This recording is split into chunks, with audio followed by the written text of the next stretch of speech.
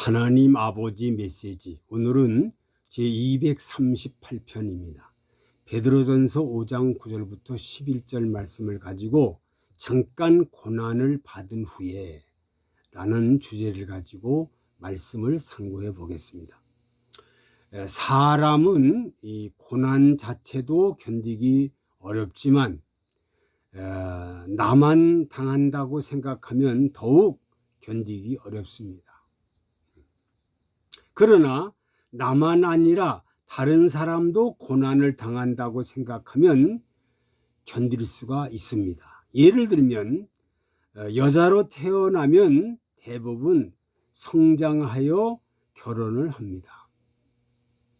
신혼생활을 깨가 쏟아진다고 합니다. 좋지요, 신혼생활.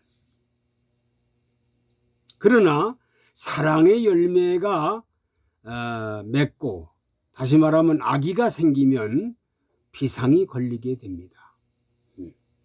대부분 어마어마한 비상이 걸리지요. 입덧이라는 것 때문에. 그리고 아기를 낳는 것이 죽을 지경에 거쳐 아주 죽을 지경입니다. 그래서 정말로 여자로 태어나서 아기 낳는 것처럼 이렇게 고통스러운 거는 없다는 겁니다. 그런데 그런 걸 거쳐가지고 공주와 왕자를 태어나게 됩니다. 아기를 낳는 것은 힘들지만 모든 여자들이 다 겪는 일이니 견딜 수 있는 것이고 견딜 수가 있다는 거죠. 나만 당하는 게 아니라 모든 지구촌의 여인들이 다 이렇게 고난을 당해서 아기를 낳기 때문입니다. 남자들도 태어나면 군대 생활이 정말 힘듭니다.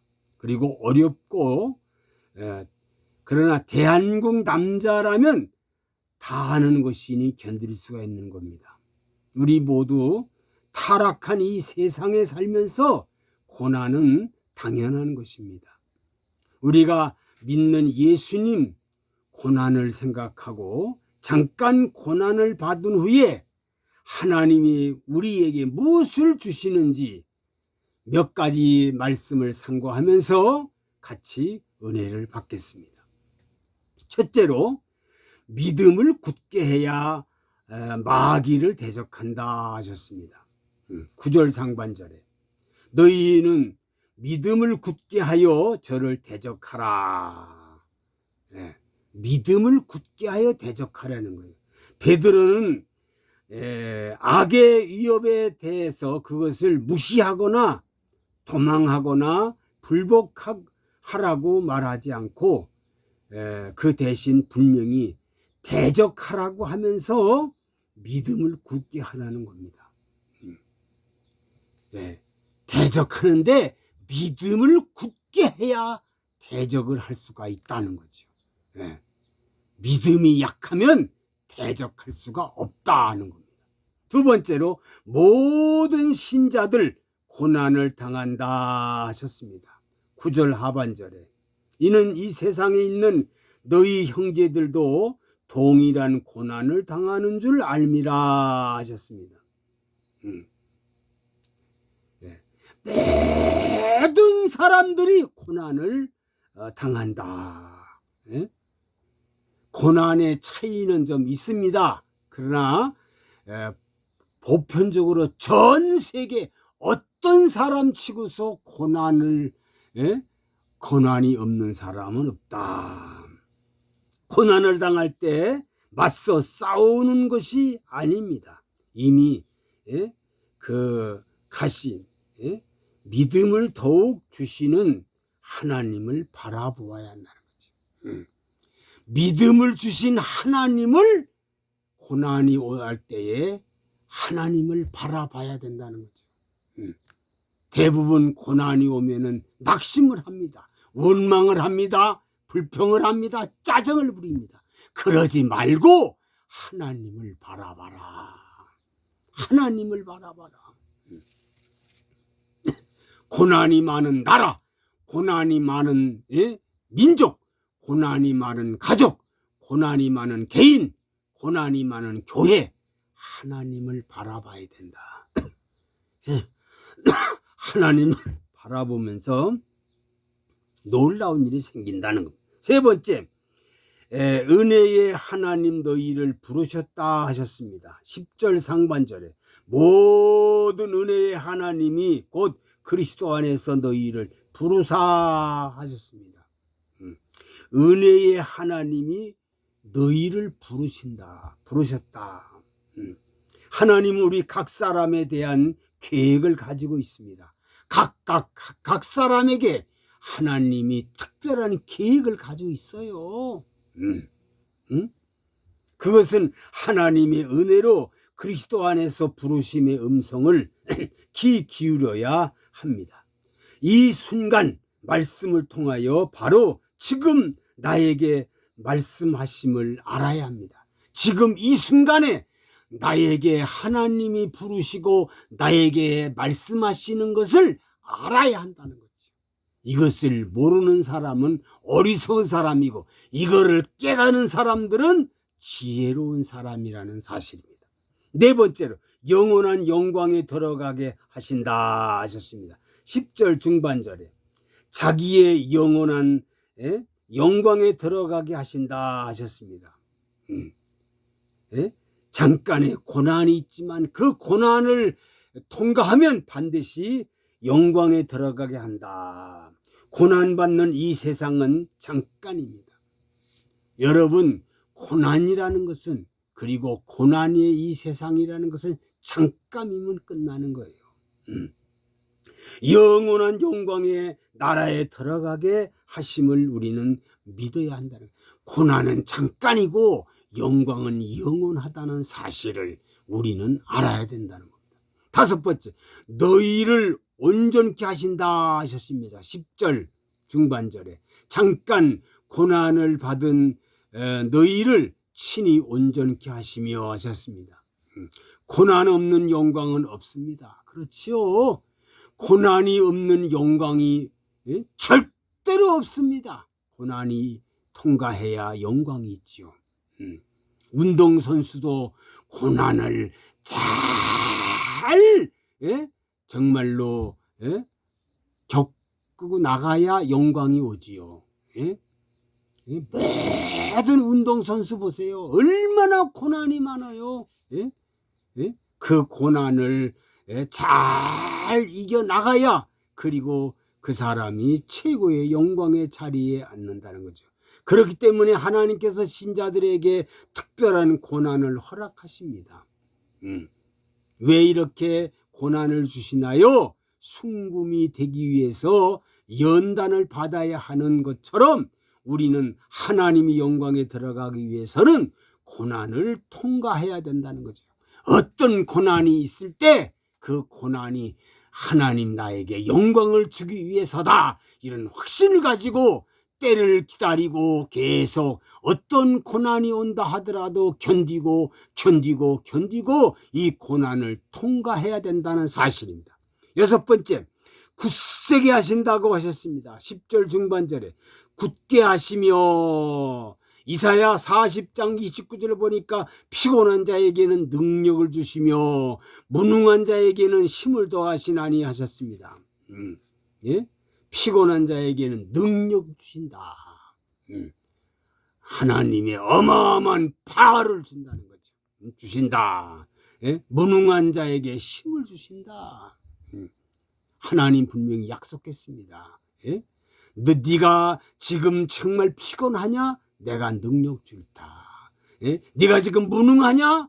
네가 지금 밑바닥이냐? 내가 너를 힘을 준다.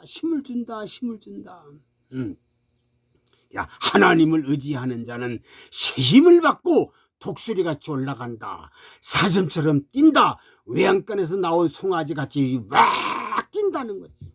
이렇게 하나님은 굳세게 해준다. 일곱 번째, 강하게 하신다고 하셨습니다. 10절 중반절에 강하게 하시며, 여호수아 1장 6절에 보니까 마음을 강하게 하라. 강하게 하라고. 모세가 갑자기 정말 중단되고 말았습니다. 그래서 여호수아가 모세 파턴을 이어받아 가지고 백성들이 이끌어가는데 하나님이 벌벌 떨고 있는 이 여호수아에게 마음을 강하게 하라. 7절 오직 너는 마음을 강하게 하고 극히 담대하여 나의 종 모세가 내게 명한 율법을 다 지켜 행하고 좌로나 우로나 치우치지 말라. 절대로 치우치지 말라. 그러면 어디로 가든지 형통하리라. 9절도 강하고 담대하라. 강하고 담대하라. 계속 하나님이 여호수아에게 말씀합니다. 강하고 담대하라. 모세가 사명이 끝났다고 너 모세만 바라보지 말고 모세의 역사만 기대하지 말고 이제 모든 사명은 내게 왔으니 강하고 담대해라. 그러면 내가 너를 보장해 준다. 8번째, 터를 경고케 하신다고 하셨습니다. 10절 하반절에 터를 경고케 하십니다. 한자로 사상누각이 있습니다. 기초가 튼튼하지 못하여 오래 견디지 못한다는 뜻입니다. 모든 것이 기초가 튼튼해야 돼요. 집을 져도 기초가 튼튼해야 됩니다. 무엇을 하더라도 기초가 튼튼해야 돼요. 기초가 튼튼해야 됩니다. 그래서 요즘에 유치원, 초등학교, 중학교, 고등학교 이 기초가 튼튼해야 그 사람이 정말로 모든 것을 성취할 수 있지. 기초가 튼튼하지 않으면 안 된다고 성경은 말하고 있습니다. 그래서 여기 성경 말하기를 마태복음 7장 21절부터 29절을 보니까 모래 위에 집을 짓는 사람, 반석 위에 집을 짓는 사람, 모래 위에 집을 짓는 사람은 주여 주여 하면 하더라도 하나님 나라 못 간다. 아버지 뜻대로 아버지 말씀대로 살아야 된다. 주여 주여 한다는 게 아니라는 거죠. 믿음의 터가 견고해야 된다는 겁니다. 모래 위에 집을 아무리 화려하게 멋있게 져도 다 비가 오고 창수가 치면 다 떠내려갑니다. 며칠 전에 비가 어마어마하게 많이 오는 바람에 서울 복판이 그냥 쑥대밭이 됐다는 사실은 우리가 잘 알고 있고, 전국적으로 비바람을 침으로 말미암아 모든 생명이 많이 죽고 모든 재산을 잃고 정말 통곡하는 사람이 얼마나 많아. 왜? 기초가 연약한 건물들은 다 쓰러지고 맙니다. 그러나 아무리 비가 오고 창수가 쳐도 기초가 튼튼한 집을 진 집에는 절대 무너지지 않았다는 사실은 현실로 나타나고 있다는 사실입니다. 그래서 정말 우리들도 믿음의 터가 견고해야 된다. 믿음의 터가 견고해야지. 그냥 믿음의 터가 적당히 엉터리로 하는 사람, 요즘에 보면 믿음의 터가 엉터리가 많습니다. 엉터리가 많아요. 그러니까 그 사람은 조금만 비가 오고 바람이 불면 다 날아가고 떠내려가고 맙니다. 9번째, 권력이 세세무궁토록 주신다고 하셨습니다. 11절, 권력이 세세무궁토록 그에게 있을지어다. 아멘 하셨습니다. 고난 없는 영광은 없습니다. 우리에게 주어진 이 고난 잠깐이면 끝납니다. 잠깐의 고난을 받은 후에 상상할 수 없는 권력을 주신다. 능력을 주신다. 권세를 주십니다. 예수님께서 직접 그 모든 어려움과 고난을 겪으셨고, 심지어 살인 강도가 처형당하는 십자가 위에서 비참하게 죽으셨습니다. 그러나 3일 만에 영광의 부활을 하셨습니다. 영광의 부활하셨다.